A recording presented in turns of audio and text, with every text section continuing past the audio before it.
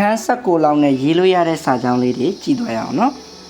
နံပါတ်1ကယမင်းဆန်ဟာဘယ်မှာအလုပ်လုပ်နေပါသလဲတဲ့နော်ယမင်းဆန်ဆိုတော့ယမင်းဆန်ပေါ့နော်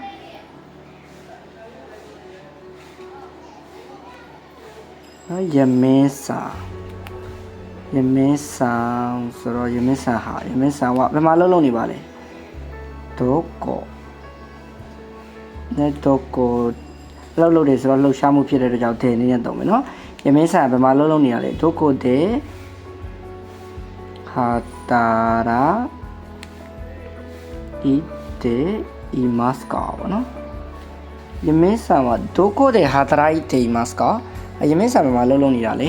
နံပါတ်2မှာကျတော့ထိုင်းစကားလွယ်ကူပြီးတော့စိတ်ဝင်စားဖို့ကောင်းတယ်ဟောထိုင်းစကားဆိုတော့ထိုင်းကောပေါ့နော်ထိုင်းကောက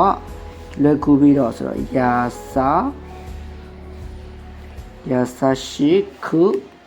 တဲ့ပေါ့နော်ယာစာရှိခုတဲ့စိတ်ဝင်စားဖို့ကောင်းတယ်အိုမိုရှိရိုဤတက်နော်ထိုင်းကောကယာစာရှိခုတဲ့အိုမိုရှိရိုဤတက်နော်လွယ်ကူပြီးတော့စိတ်ဝင်စားဖို့ကောင်းပါတယ်အဲ့တော့နံပါတ်3မှာကျတော့ကျွန်တော်တို့ညာတိုင်းမိတ်ခင်မှာဘာကိုလုပ်ပါသလဲညာတိုင်းဆိုတော့ကျွန်တော်တို့မိုင်ဘန်ပေါ့နော်မိတ်ခင်မှာကျွန်တော်အခန်း18ရဲ့တရားလေးပေါ့နော်နေရူမာအဲနီပေါ့နော်နေရူမာအဲနီဘာကိုလုပ်ပါသလဲနာနီပေါ့နော်နာနီလုပ်ပါသလဲရှိမတ်ကာနော်ရှိမတ်ကာမိုင်ဘန်နေရူမာအဲနီနာနီရှိမတ်ကာ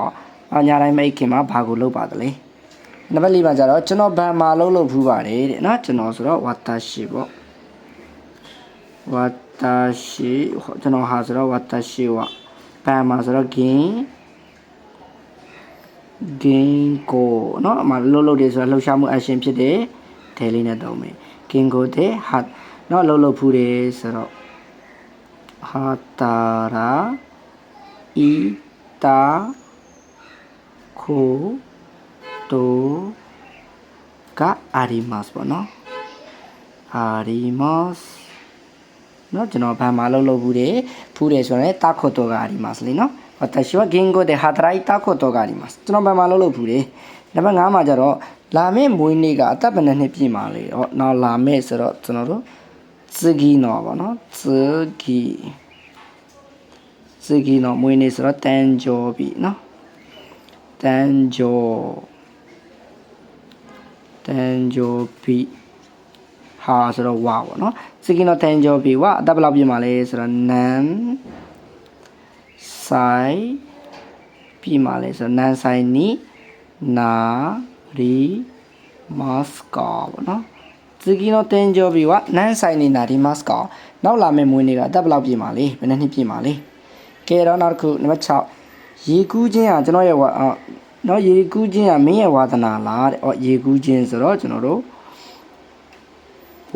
ရေကူးတရားအိုယောဂီမတ်အဲ့တော့အိုယောဂူခိုတိုပေါ့နော်အိုယောဂူခိုတိုကမင်းရဲ့ဝါသနာလားဆိုတော့အနာတာနော်ဝါသနာဆိုတော့ရှုမီဖြစ်ပါသလားဆိုတော့ this ကပေါ့နော်အိုယောဂူခိုတိုကအနာတာနော်ရှုမီ this ကရေကူးကြီးကမင်းရဲ့ဝါသနာလားကျန်နံပါတ်9မှာကြတော့မြန်မာမှာတက်ဘလောက်ကစားပြီးတော့ကားမောင်းတာကိုလုပ်လို့ရလဲကားမောင်းနိုင်ပါသလဲအဲ့တော့မြန်မာပေါ့နော်ရီမေဆိုတော့မြန်မာမှာဆိုတော့ဒဲလေးနဲ့သုံးမယ်နော်ကျွန်တော်ကားမောင်းတာဆိုတော့မြန်မာဒဲအဲ့တော့တက်ဘလောက်ကစားပြီးတော့နန်ဆိုင်ကာရာပေါ့နော်ကားမောင်းတာကိုလုပ်လို့ရပါသလဲဆိုတော့ခူရူမာနောအွန်တန်ကပေါ့နော်ဒါဆိုလည်းခူရူမာအိုလင်းသုံးနိုင်မယ်ခူရူမာအိုကျွန်တော်အွန်တန်ရှိますအွန်တန်ဆိုရှိますဆိုတော့ကျွန်တော်ကြီးချော်ကေပြောင်းတော့ဆူရူခိုတိုကできますかပေါ့နော်できますかမြန်မာတဲ့ မြန်မာで何歳から車の運転が車を運転することができますかဆိုပြီးတော့ပြောလို့ရပါတယ်เนาะကဲဒီလောက်ဆိုရင်တော့အားလုံးအဆင်ပြေကြလိမ့်မယ်လို့ထင်တယ်အဲ့တော့နားမလည်တာလေးတွေသိချင်တာလေးတွေရှိတယ်ဆိုရင်လည်း comment မှာဝင်ရေးသွားခဲ့လို့ရပါတယ်နောက်ဗီဒီယိုလေးဒီမှာပြန်တွေ့ကြပါမယ် like and follow လုပ်ပေးခဲ့ကြပါခင်ဗျာ